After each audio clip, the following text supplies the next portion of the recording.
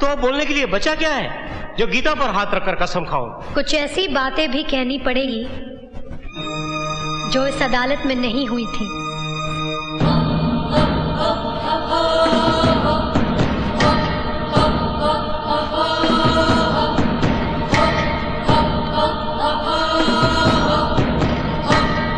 हम ठहरे गरीब लोग, हमारे पास न तो दहेज देने के लिए रुपए है और न ही वकील की फीस के लिए, इसलिए मैं खुद ही इस केस की पैरवी कर रही हूँ।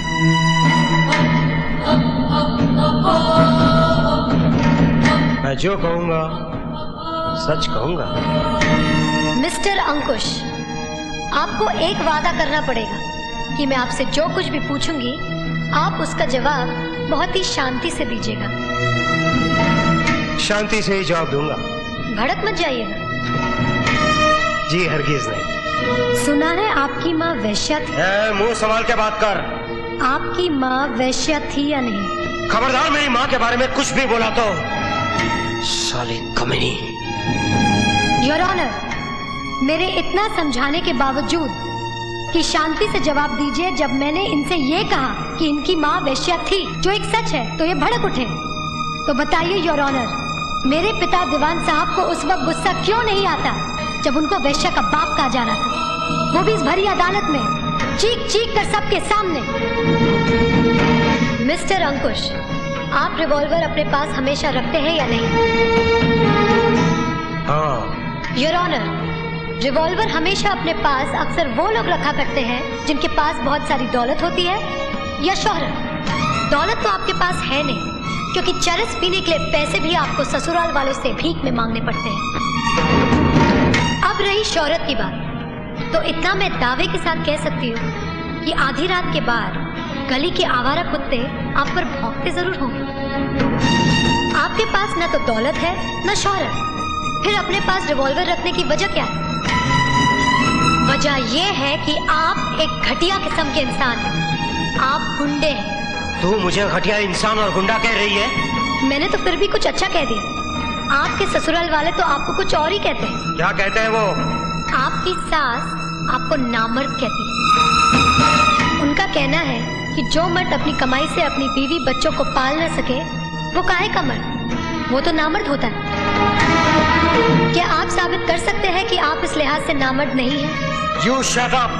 आप उनके झूठन पर पलते हैं, इसलिए आप उस वफादार कुत्ते की तरह हो गए हैं जो मालिकों के कुछ कहने से पहले ही भौंकना शुरू कर देता है। बताइए, दीवान साहब ने आपसे कुछ कहा था? नहीं। चौधरी खानदान ने आपसे कुछ करने के लिए कहा था? नहीं। तो फिर आपने गोली क्यों चलाई?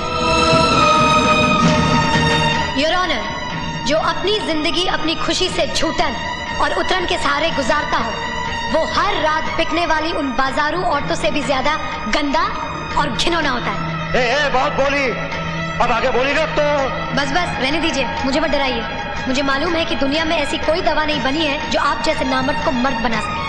हरामजादी, मैं तुझे। ये अदालत है, यहाँ किसी को धमकी देना अदालत की मर्यादा के खिलाफ। अदालत की मर्यादा की ऐसी की तैसी, तेरी तो।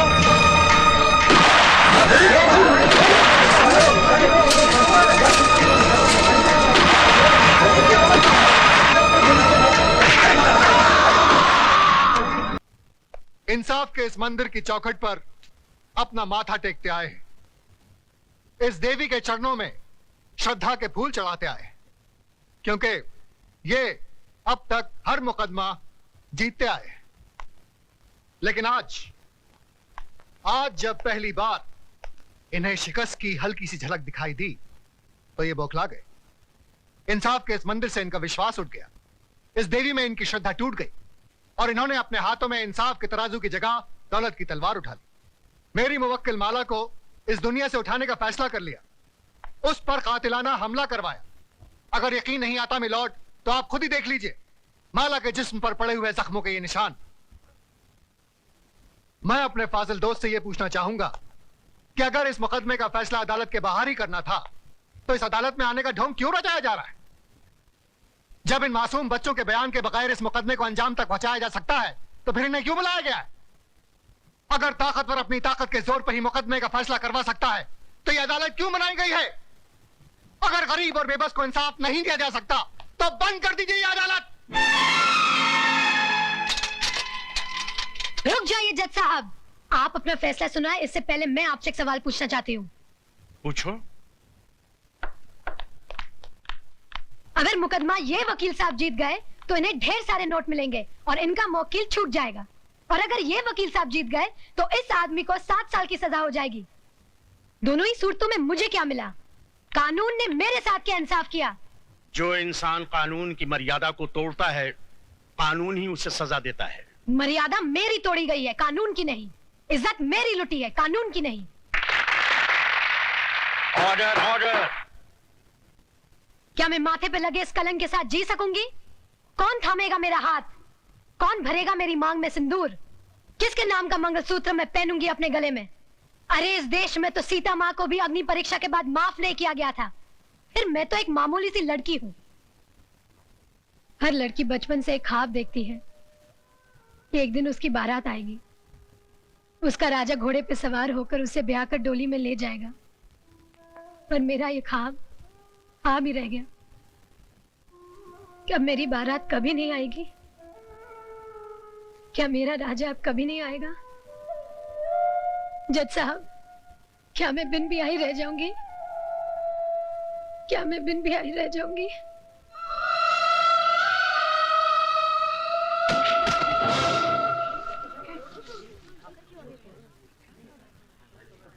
हाँ, अपने आप को दादा कहते हैं। सारा शहर कांपता है इनसे, मगर एक मामूली सी लौंडिया को खत्म नहीं कर पाए। अरे लानत है तुम पे और तुम्हारे आदमियों पे। अब खड़ा खड़ा मुंह क्या देख रहा है? Get the hell out of here you stupid asshole.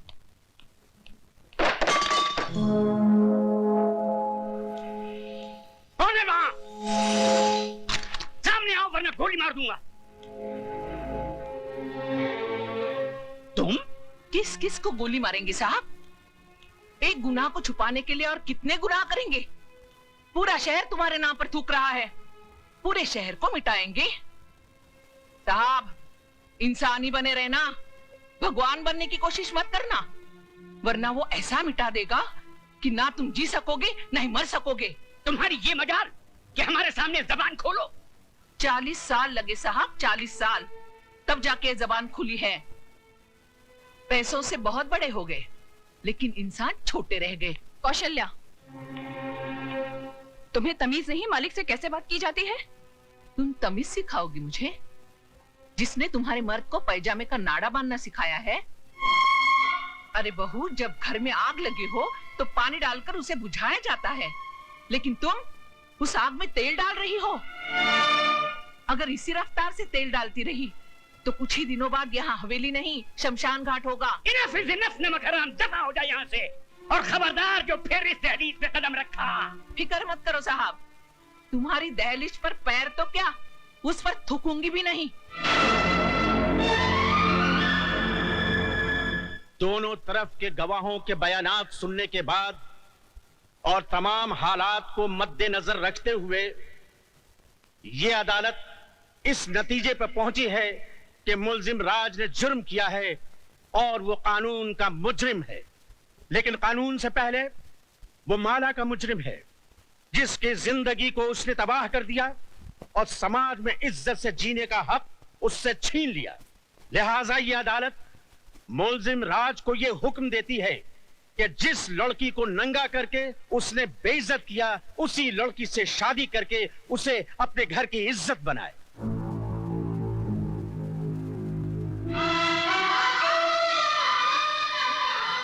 चौबीस घंटे के अंदर अंदर अदालत के इस फैसले की तामील की जाए।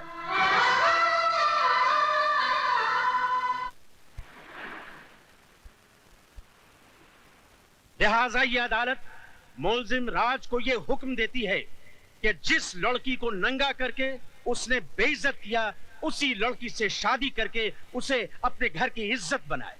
24 घंटे के अंदर अंदर अदालत के इस फैसले की तामील की जाए। मैं किसी भी कीमत पर उस लड़की को नहीं अपनाऊंगा। हाई कोर्ट में मुकदमा लड़ूंगा, सुप्रीम कोर्ट तक जाऊंगा। जाओ, जरूर जाओ। आज तो हम सिर्फ इस शहर में बेइज्जत हुए हैं, कल हमें सारे मुल्क में बेइज्जत करो और परसों सारी दुनिया में, ताकि वो लोग जिनकी आज तक हिम्मत नहीं हुई थी इस हवेली की तरफ आंख उठा के देखने की, घर में घुस आए और हमारे मुंह पे थूके हैं। तो क्या मैं दुनिया की परवाह करूं, अपनी जिंदगी की नहीं? उस मामूली लड़की से शादी कर लूं मैं? अब वो एक मामूली लड़की नहीं रही, अखबारों की सुर्खियां बन गई है वो, इस शहर के हर आदमी की बेटी बन चुकी है वो। तुम्हारी भलाई बस इसमें है कि तुम कोर्ट का ऑर्डर मान लो और उस लड़की से शादी कर लो, वरना ये घर तबाह हो जाएगा। मैं आपके लिए 7 साल की सजा काटने के लिए तैयार हूं, मगर उस लड़की से मैं हरगिज़ शादी नहीं करूंगा। जिस लड़के ने सुबह का सूरज तक न देखा हो, जिसे किसी चीज को हासिल करने के लिए कोशिश तक न करनी पड़ी हो, उसे क्या मालूम कि जेल की कोठरी क्या होती है, उसका अंधेरापन कैसा होता है।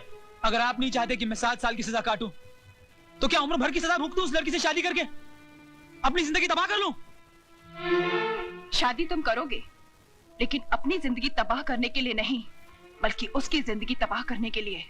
हम समझे नहीं बहू। बाबूजी, अदालत से उसने अपने लिए जिंदगी नहीं, मौत मांगी है।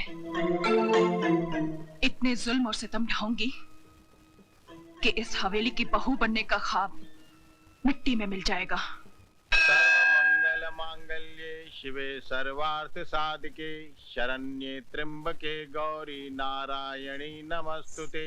मंगलम भगवान विष्णु मंगलम गरुड़ध्वज मंगलम पुंडरीकाक्ष मंगलायस्तनो हरि। मात पितृ चरण कमलेभ्यो नमो नमः। स्थान देवताभ्यो नमो नमः। ग्राम देवताभ्यो नमो नमः। शरण्ये त्र्यंबके गौरी नारायणी नमस्तुते। हार पहना बेटी।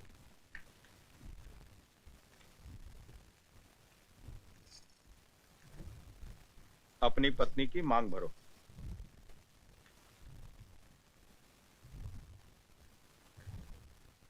ऐसे नहीं बेटा, इस सिंदूर का अर्थ तो समझ लो।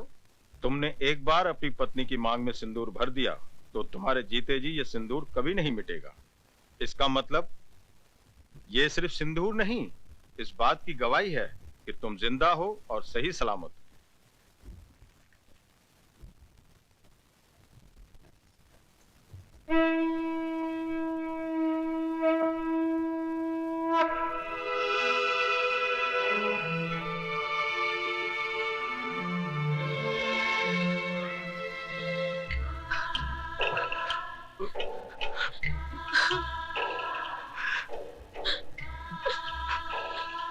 जा बेटी जा, मैं वाहिगुरु से झोली फैला के तेरी खुशियों की भीख मांग लूंगा। जा।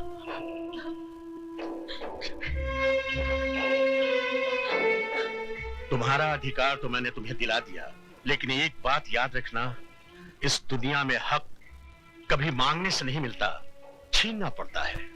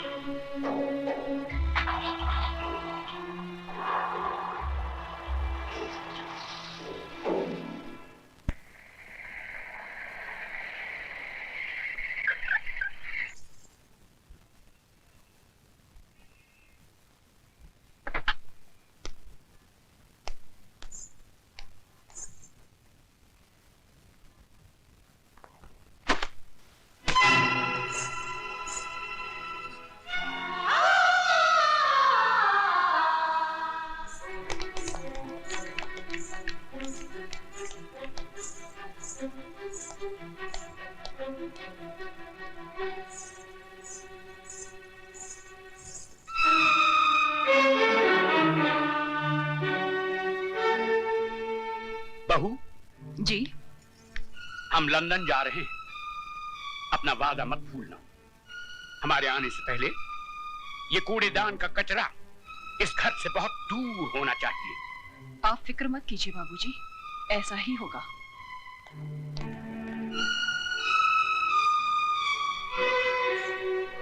ओ महारानी, वहां कहाँ चली? जी मैं। रामू, जी मैम साहब।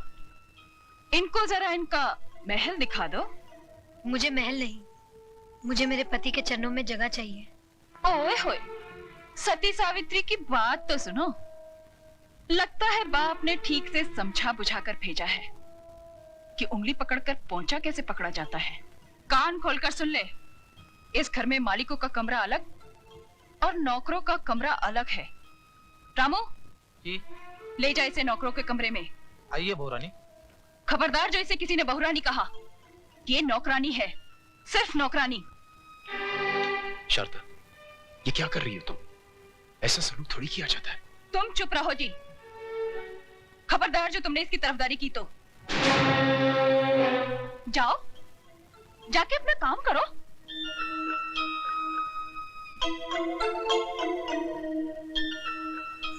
ए, मैंने तुझसे क्या कहा, सुना नहीं क्या?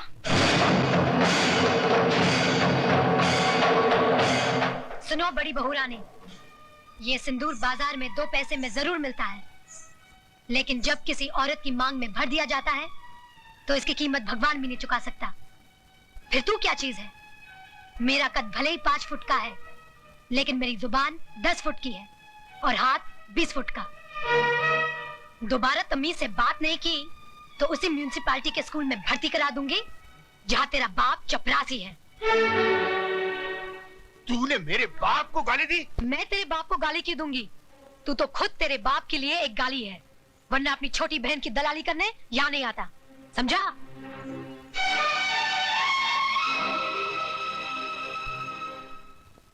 अयो स्वामी, आज कुछ